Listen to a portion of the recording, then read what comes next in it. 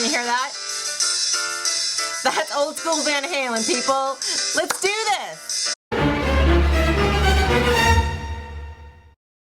Hi, welcome back. My name is Terry Callahan and I do videos here.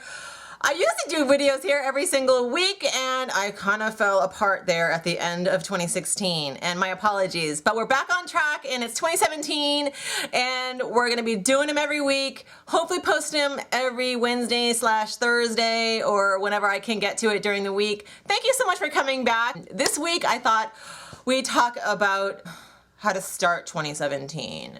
I know it's sort of depressing at the end of the year because everything's over. You had something to do from like October until the 2nd of January. Your dance card was full. It was full of like angry shopping and angry baking and all sorts of things that took up your time and sucked up your time so that you thought you were getting things done. You're baking like 14 kinds of cookies every week. Nobody needs that many cookies in the kitchen at the same time, but you were doing it because shit, that's what you do during the holidays. You make yourself crazy and then your family makes you even crazier. All you're thinking is, God damn, when are they leaving? And then they leave and you're like, now what am I gonna do? It's January and it's gloomy and what am I gonna do with my life? Everybody starts off January by getting a bunch of resolutions in you know, that they're probably never gonna keep. By the 5th of January, you're like sitting there in a puddle with your resolution list just torn up into shreds and you're just wondering what you're supposed to be doing with your life.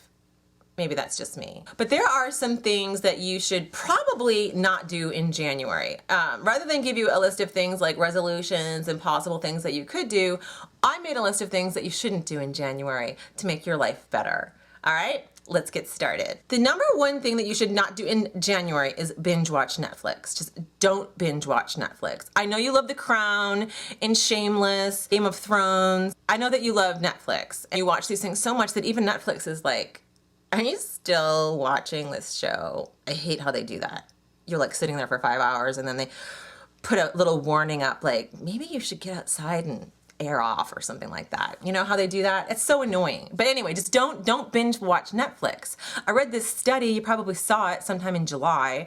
The Japanese put together this really unscientific study. A bunch of scientists got together and they decided that sitting on your ass for 7 hours is not good for your body and that you should probably not do that. I'm not sure how much that study cost, but I could have probably saved them a few bucks by telling them that's common sense.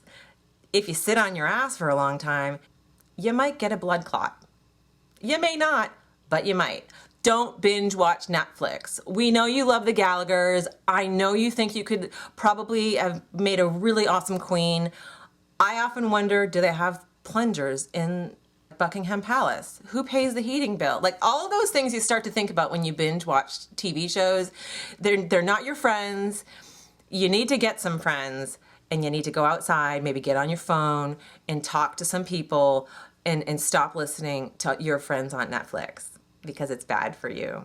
If you're gonna binge watch, at least get up once every hour and get a snack. Go to the bathroom, get the mail, pay a bill, talk to your mother. The number two thing that you should not do in January in order to make your January better is you should just not eat your feelings. Don't eat your feelings. Just because summer is like 7 months away and it's just a distant memory sort of there in the future, don't think you can eat your way through January and feel good about it because summer is only like 7 months away and you've got to shed those pounds. I gained so much weight in 2016. I am at the fattest I've ever been in my life, but that's okay. I'm not going to eat my way through January. I'm going to get myself on a treadmill. I'm going to do a little bit of exercising. I'm eating out of these crazy containers because I started the 21-day fix. I fell into that rabbit hole. So there I am in the middle of it. Don't eat your feelings. I know you love brownies and cakes and Pop-Tarts, and those were fun things to eat at the end of 2016. Not appropriate anymore. Eat some vegetables. Get an apple. You need to not get on a scale. Why would you do that to yourself? Why on like January 20th would you get on a scale? It's gonna be really lonely when you're sitting there on your bathroom toilet crying into a hand towel because you're at your fattest that you've ever been. All you need to do is put on your favorite jeans. If they don't fit, you're too fat. Another thing that should probably wait until maybe February, March is evaluating your savings account. It's probably annihilated. It's okay that like December 24th, you were terrified at TJ Maxx trying to get everybody a gift. It's okay. It's all right that you dropped $500 on you don't even know what. Just throw away the receipts.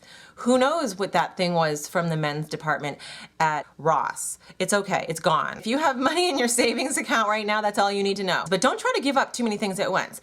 Don't just be like, I'm going to stop eating fast food. I'm going to stop eating sugar. I'm going to give up chocolate. I'm never going to eat any more cookies in my entire life. I'm going to give up cake, cigarette smoking, wine, vodka, beer, TV, sitting on my ass. I'm going to do all of that. All of that's going to be gone by January. It's done. You can't overload your system. You just can't overload your system like that. Otherwise, your friends are gonna find you in a cell in downtown and they're gonna have to bail you out because you're gonna be lying on a cot, not remembering the night before, and you probably now have lung cancer because you smoked yourself silly. Just don't do that. Just pick a couple things. Pick a couple things and relax. Get that one thing taken care of, and then you can move on to the next thing, and then the next thing. One thing at a time, one step at a time, baby steps. Last thing I want to tell you guys is to just not beat yourself up over 2016. There was a lot of shit that went down and it was awful. We got Trump coming in as the president and I'm horrified, but that's okay. We're going to work through that. He's there, he's the best we got, and we're going to all have to hang in there together. But don't beat yourself up. Yeah, we have things going extinct. We're ruining water supplies all over the place. You probably gained like 20 pounds. I don't know. It was kind of a clusterfuck.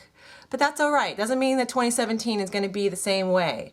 You just got to take a deep breath, a deep and cleansing breath. Start doing some yoga, and we're going to get through it. 2017. Give yourself a break. Thanks for watching. I'll see you next week.